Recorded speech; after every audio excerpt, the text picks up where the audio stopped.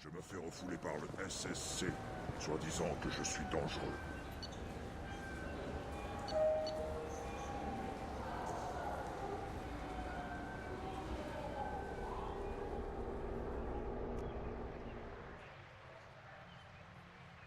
Cet entretien serait plus productif si Udina consentait à nous rejoindre.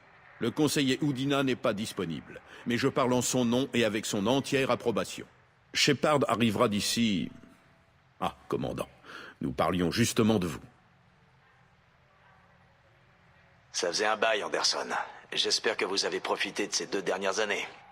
J'ai eu des hauts et des bas. Ça me fait plaisir de vous retrouver. Nous avons entendu bien des rumeurs concernant votre retour inopiné. Certaines sont préoccupantes. Cet entretien a pour but de vous laisser vous expliquer, Shepard. Nous vous devons bien cela. Après tout, vous nous avez sauvé la vie durant le combat contre Saren et ses guettes. Ce n'était pas Saren qui commandait les guettes. C'était Sovereign le moissonneur. Ah oui, les moissonneurs. Ces vaisseaux immortels doués de conscience qui, à vous croire, sommeilleraient dans l'abîme. Nous avons déjà statué sur et rejeté ces allégations. Shepard, personne d'autre que vous n'a rencontré l'hologramme sur Ilos qui vous a révélé l'existence des moissonneurs. Vos coéquipiers et vous avez été les seuls à parler à Sovereign. Je vous crois. Mais en l'absence d'une deuxième source pour corroborer vos dires, les autres pensent que c'était Saren qui menait l'attaque des guettes.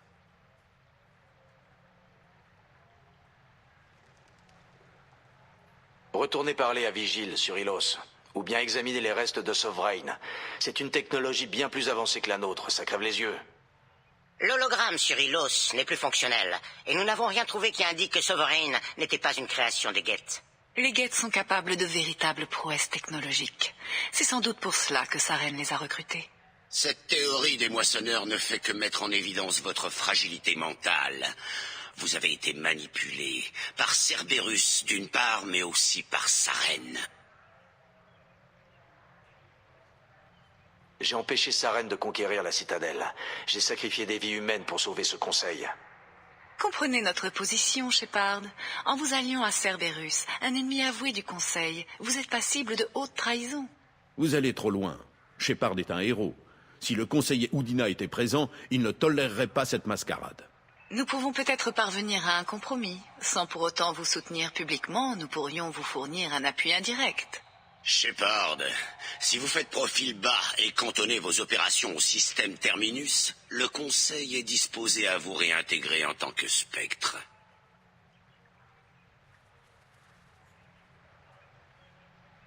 Qu'est-ce que ça implique? Il va falloir que je vous fasse des rapports? Ce ne sera pas nécessaire. Il s'agit d'un témoignage de bonne volonté de notre part. Nous ne pouvons pas soutenir de front une enquête sur la disparition des colonies Terminus. Mais en vous réintégrant en tant que Spectre, nous vous témoignons notre soutien personnel.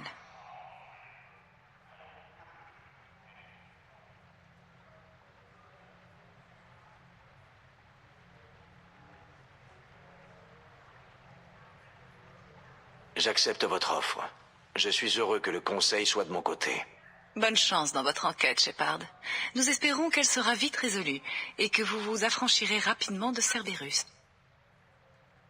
Bon, ça s'est mieux passé que je pensais.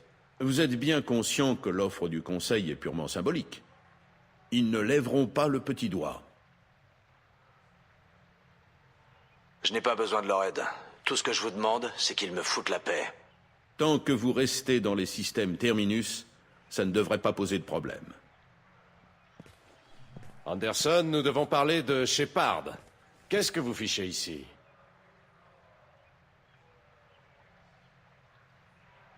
Je passais rendre visite à Anderson, c'est tout. Vous n'avez pas à me couvrir. J'ai invité Shepard à une audience avec le Conseil. Nous venons de terminer notre entrevue.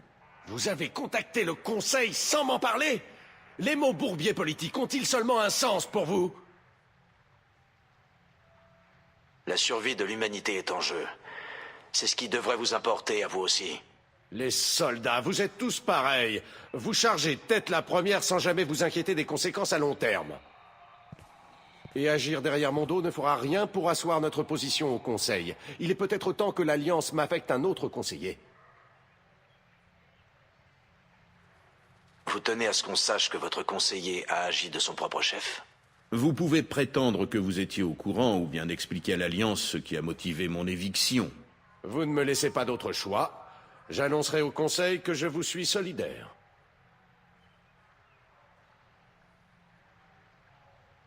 Au plaisir, conseiller. Nous nous reverrons peut-être un jour. Mieux vaudrait que je tienne mes distances pour ménager les apparences, bien sûr. Quel crétin.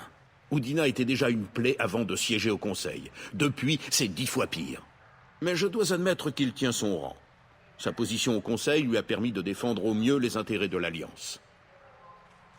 Vous n'avez pas oublié d'où vous venez. Les bureaucrates se complaisent dans la paperasse. C'est parfois nécessaire. Vous ne soupçonnez pas ce qu'implique l'administration de la citadelle. La moindre difficulté prend des proportions inouïes. L'équilibre de la citadelle est bien assez fragile sans qu'on y rajoute une menace extérieure. Combien de temps a-t-il fallu pour remettre la station en état? Nous n'en sommes pas encore là. Les principales zones de commerce et d'habitation sont déjà réhabilitées, mais d'après nos estimations, les travaux prendront encore 5 ans. Quant aux veilleurs, ils nous surprennent de jour en jour. Nos interventions les gênent plus qu'autre chose. Ils corrigent la moindre imperfection en l'espace de quelques jours. Personne n'imaginait les voir à pied d'œuvre. J'ignore d'où ils tirent leurs ressources, mais sans eux, nous n'arriverions à rien. Personne n'a conclu que Sovereign n'était pas une création Geth. Personne n'a examiné l'épave. Ces débris se sont abattus partout sur la station.